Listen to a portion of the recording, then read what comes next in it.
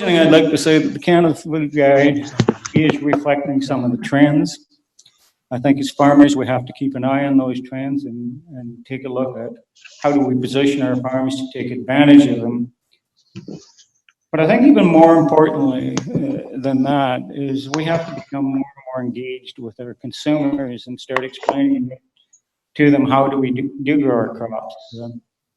What crop inputs are we putting onto our crops and why are we doing that? What are we doing to respond to animal care concerns and how are we addressing those? And how do we build that linkage between consumers and farmers, which I think is going to be equally important to looking at what the Canada Food Guide is saying and trying to use that as a tool to plan where we're going in the future.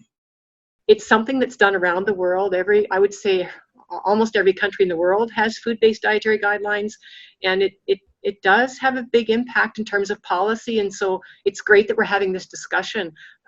But you know, there is a place, I think, for considering local food guides and culturally relevant food guides, and that plays into or supports the whole regional or local aspect of food systems.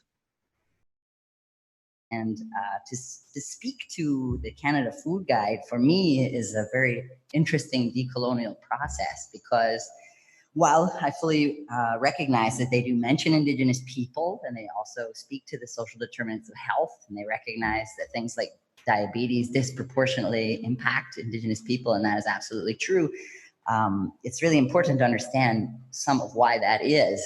And when it comes to diabetes, it has very much to do with diet, and that diet is not really about poor choices being made. It's about limited choices being offered. But the passion of wanting to ensure that we have viable farming communities that can support our Canada Food Guide needs can't be overstated.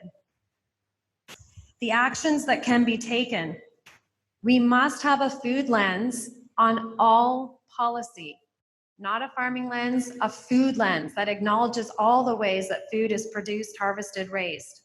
This has to be through our municipal, provincial, territorial policies. It can't be an add-on, it can't be an afterthought, it can't be considered a rural issue to produce food. It must be embedded, this food lens, central to economic development